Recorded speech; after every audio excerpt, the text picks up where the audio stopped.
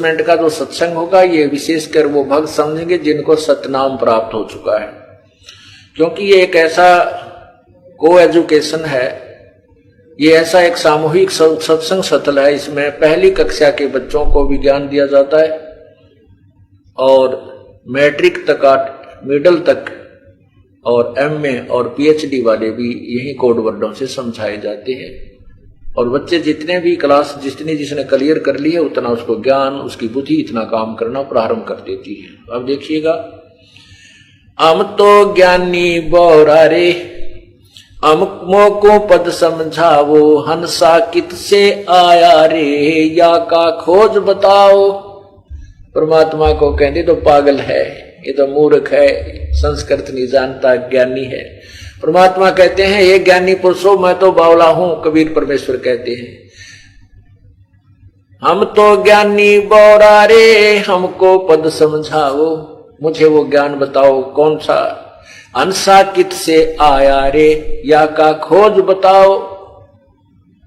यदि एक बात जाने है, ब्रह्मा का जब एक दिन समाप्त हो जाता है या रात हो जाती है उसमें लीन हो जाते हैं, फिर जो फिर रात में वहां रहते हैं, दिन प्रारंभ हो गया फिर आ जाते हैं। अरे उस ब्रह्मा के दिन में भी तो कहीं से आए होंगे, वो बताओ कहां से आए। कहते नहीं वो सृष्टि कर्म तो चलता ही रहता है। अरे स्टार्ट भी तो हुआ होगा कहीं से, ये चलता तो रहता मान के, स्टार्ट भी तो कहीं से हुआ होगा कि उन्हें घाटा जुड़ रहा। तो कहते हैं हम तो पागल हैं भाई, तुम तो विद्वान पुरुष हो, वेदों के ज्ञाता हो, संस्कृत भी जानते हो, पर ये भेद बता दो।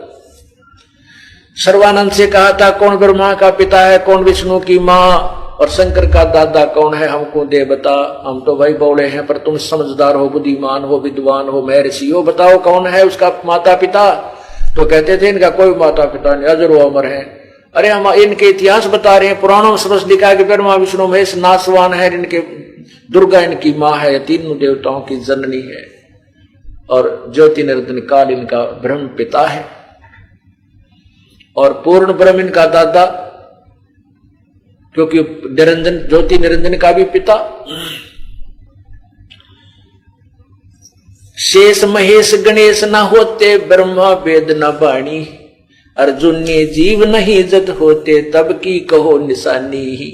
ना तेरे ब्रह्मा जी थे, ना ये वेद थे, और ना ये वेदवाणी थी, तो अर्जुन और जीव भी, तो उस समय की कोई निशानी, कोई कहानी, कोई यथार्थ ज्ञान बताइए।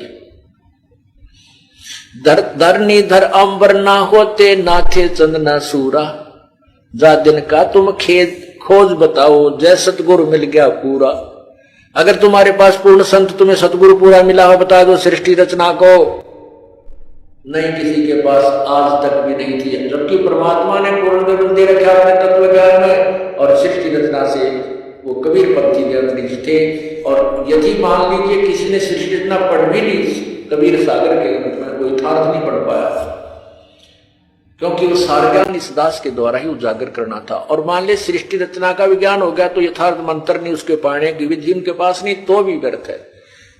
तो क्या कहते हैं, धरणी अंबर धौल ना होते, ना थे चंद ना सूरा, जा दिन का तुम खोज बताओ, जय गुरु मिलिया पूरा। वेद कतेब नहीं जद होते, ना थे पंडित काजी, करतरम ख्याल तबक नहीं सर्दे, तब क्या रटती बाजी। पांच तत्व गुण तीन न होते, ना थे पिंड ब्रह्मंडा, सालग सला नहीं जद होते, नहीं थे 18 गंडा। काया माया जद ना होती, जब था धूधू कारा, जा दिन का तुम खोज बताओ, कहां रहता हंस तुम्हारा। तुम्हारा जीव कहां था पहले वो बताओ। 16 शंख पर हमरा तकिया, गगन मंडल के जिंदा, हुक्म हिसाबी हम चल आए, ये काटन काल का बंदा। हमारा स्थान कहां पर है, 16 शंख कोष की दूरी पर हमारा तकिया कलाम, हमारा वहां मूल स्थान है। 16 शंख पर हमारा तकिया, हम गगन मंडल के जिंदा, हम यहाँ नहीं भ्रमते भटकते, यहाँ जिंदा रूप धारण करके साधु वेश बनाकर यहाँ नहीं भटकते, हम गगन मंडल में भ्रमण करते हैं, यानी सतलोक के ऊपर की सैल करते हैं, ऊपर के नजारे, अपने सतलोक की तरफ हम प्रस्थान किए हुए हैं। 16 शंख पर हमरा तकिया, हम गगन मंडल के जिंदा, हुक्म हिसाब भी हम चल आए, काटन जम का फंदा।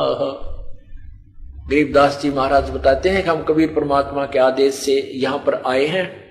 हुक्म हिसाबी हम चलाए काटन काल का फंदा।